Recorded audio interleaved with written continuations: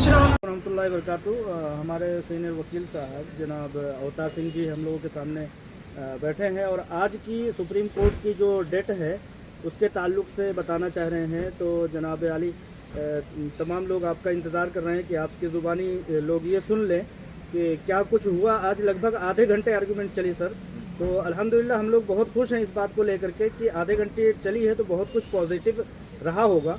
तो सर ज़रा अपनी ज़ुबानी आप इस चीज़ को बता देंगे तो बड़ी मेहरबानी होगी सर। हाँ, आज जब हमारा केस कॉल आउट हुआ तो जज साहब बड़े पॉजिटिव मूड थे, बेल आज ग्रांट कर रहे थे। सिर्फ जज साहब का एक ही सवाल था कि भाई जो जिन लोगों के जो इन्वेस्टर्स हैं उनका पैसा भी वापस मिलना चाहिए।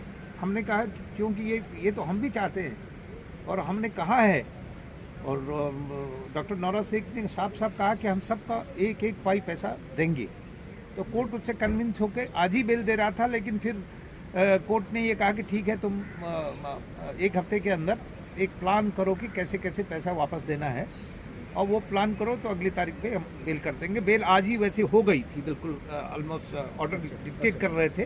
फिर जज साहब ने कहा ठीक है तुम एक प्लान हमें दे दो और प्लान के मुताबिक ऐसे ऐसे हम पैसा, अगर जो भी इन्वेस्टर आएगा जो पैसा मांगेगा तो उस इन्वेस्टर का इस ढंग से हम पैसा देंगे। एक प्लान फाइल करना हमको और 19 जनवरी के जो हफ्ते में उसी बीच ये लगेगा और बेल हो जाएगी। क्योंकि आज कोर्ट ने पहले आते ही इन्होंने बहुत ज़्यादा विरोध किया, सरकारी वकीलों ने, ESG ने।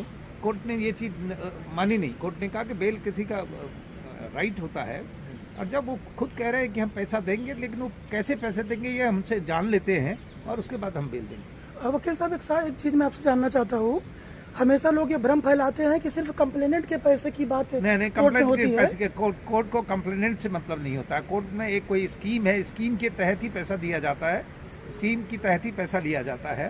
अगर स्कीम के तहत जो लोग सेटिस्फाई हैं, पैसा नहीं मांगेंगे तो उनको नहीं दिया जाएगा। उनको बिजनेस, उनके जो बिजनेस टर्म है उसी ढंग से दिया जाएगा। लेकिन जो आएगा, जो पैसा मांगेगा, उसकी हम मोडेलिटी कोर्ट को देंगे कि हम किस ढंग से उसको देंगे। क्योंकि ये तो नौरा शेख ने खुद कहा है और जेल से लिख के भी दिया है, हाई कोर्ट में दिया, सभी जगह दिया कि भाई हम किसी का पैसा नहीं मानना चाहते हैं। ये तो हालात ये होगी कि GST WST रेजिम की वजह से कुछ रीशेड्यूल करना पड़ा और बीच में कोविड आ गया, बिजनेस हो गया। अब पैसा तो सबको देना ही है और यही कोर्ट उस चीज़ को मान के कन्विंस था। आज ही बेल दे रहे थे। फिर कोर्ट ने एक दूसरा थॉट ये लिया कि चलो ठीक है आप प्लान दाखिल करो और अगली तारीख पे बेल हो जाए। सर आपने बहुत अच्छी बातें बताई है कि कोर्ट सबके पैसे की बात करता है। कोर्ट सबके पैसे की बात करता जो कंपनी के दुश्मन है हमेशा ये र्यूमर फैलाते हैं। वो तो हम तो ये कह रहे थे कोर्ट से कि ये 26 लोगों ने अभी FIR की, बाकी लोगों ने थी, क्योंकि हमारे धंधे में कोई बेईमानी थी नहीं। हम तो सबका पैसा दे ही रहे थे, लेकिन बेईमानी कुछ नहीं थी। 26 लोगों ने किया है। लेकिन कोर्ट तो ये चाहता है कि भाई जब 26 में से मान ले जाए 26 कल नहीं आए, क्लेम ना करें, बोले आप अपना बिजनेस करो तो अच्छी बात है। जी। तो जितने भी आएंगे, जो जिन लोगों को अपनी जरूरत होगी वो होगी, तो उसके तहत अब कंपनी को देखो, मेन चीज कोर्ट का कंसर्न था कि जिन लोगों का पैसा लगा है उनका पैसा वापस मिलना चाहिए। किसी को जेल में डालने से अन्यथा वो तो होता नहीं है। अच्छा, इधर कोविड हो गया, उधर बिजनेस दो हफ्ते से दुश्मनों की वजह साजिश से ये जो पूरा जो कंपनी के बिजनेस थे बंद हो गए हैं, पैसे की वो है, तो वो हम एक प्लान ड्रॉ के कोर्ट को देंगे एफिडेविट की शेप में और अगले तारीख को बेल हो जाएगी। सर एक चीज़ है कि मतलब बेल देने के एकदम से जज साहब ने कलम घुमानी शुरू कर दी थी। हाँ, ऑर्डर डिक्टेट करने वाले थे। ऑर्डर डिक्टेट करने वाले, फिर हम ही ने उनसे कहा कि हम प्लान भी देंगे आपको।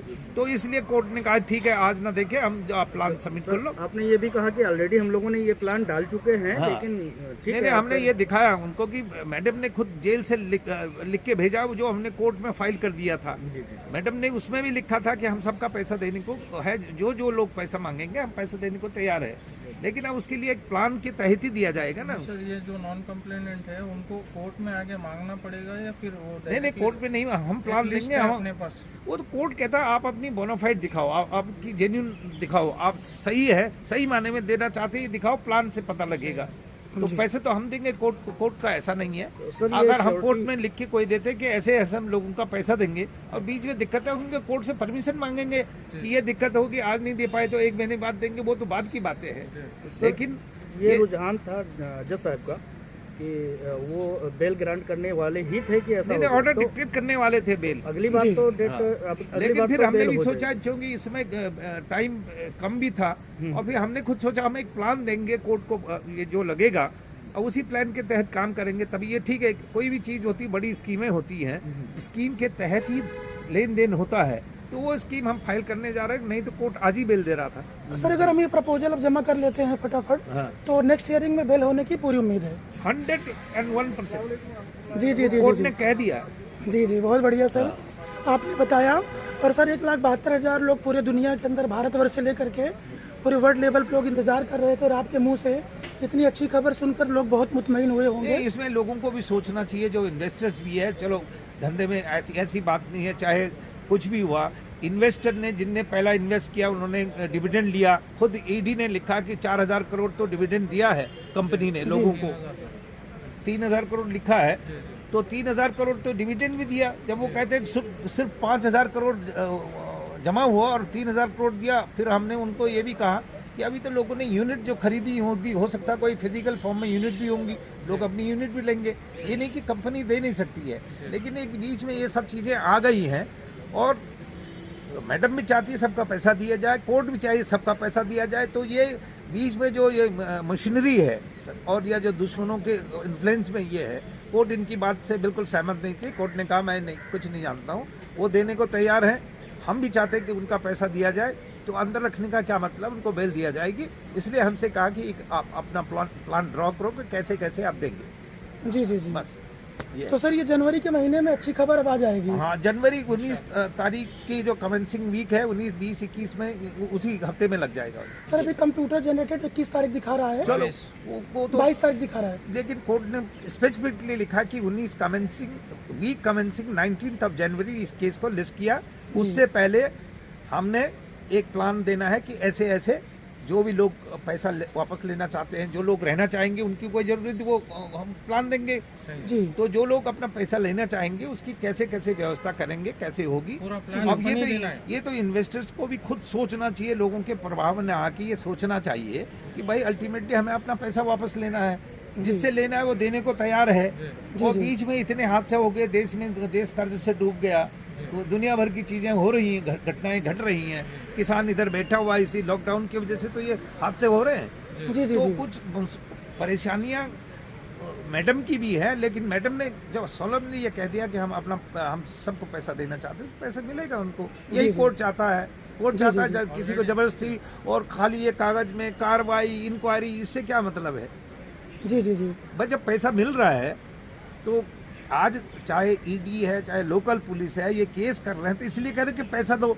जब पैसा मिल रहा है और इन्वेस्टर को मिल रहा है, तो इन पे क्यों बैंक फोन करें। जी जी जी। और सर जो दुश्मनाने हीरा हैं, वो लोगों के बीच में एक पैनिक क्रिएट करने की, असुरक्षा की भावना पैदा करने वो तो की अपना कोशिश कर रहे हैं। वो तो अपना अल्टीरियर मोटिव कर रहे हैं। वो तो अभी देखो सरकारी लेवल पे लाखों किसान बैठे हैं, उनको बदनाम करने के लिए टेररिस्ट बोल दो, उनको कुछ बोल दो, तो ये दुश्मनों की साजिश होती है। जी जी जी, अपने खिलाफ वो करते ही हैं, जी, वो जी, कुछ जी। बोलेंगे ही। जी जी जी, बहुत बहुत शुक्रिया वकील साहब। तो ये थे हमारे साथ सुप्रीम कोर्ट ऑफ इंडिया के वरिष्ठ लॉयर अवतार सिंह रावत साहब। सोशल मीडिया में जो लोग इस के खिलाफ दुष्प्रचार कर रहे हैं वो गलत है, निराधार है। सही बात यह है कि कोर्ट चाहता है कि ये बाहर निकले और लोगों का पैसा दे, वही हम चाहते हैं, और लोगों को पैसा मिलेगा। जो लोग सिर्फ डॉक्टर नौरा शेख को व्यक्तिगत नुकसान पहुंचाना चाहते हैं, ये जो भ्रम फैला रहे हैं, ये गलत है। इनकी बातों पर इन्वेस्टर को नहीं सोचना चाहिए। इन्वेस्टर को सिर्फ एक बात सोचनी चाहिए कि हमारा पैसा कैसे वापस मिले, वही कोर्ट की वो है, वही कोर्ट की चिंता है, वही नौरा शेख की चिंता है। बाकी ये जो सोशल मीडिया से भ्रम फैला रहे हैं, जाल फैला रहे हैं, इनके अपने एजेंडे हैं। ये लोग एक अच्छा कंस्ट्रक्टिव काम न करके डिस्ट्रक्शन करना चाह रहे हैं। डिस्ट्रक्शन से किसी को फायदा नहीं होता, ना इन्वेस्टर को होगा, ना लॉन्ग रन में किसी को फायदा होने वाला है। जी जी जज़ाकल्लाह सर, बहुत बहुत थैंक यू, बहुत शुक्रिया सर, थैंक यू। से हमारे ये थे अवतार सिंह रावत साहब, जिन्होंने बहुत अच्छा आज पूरी कोर्ट की कार्यवाही के बारे में पूरी जानकारी दी है।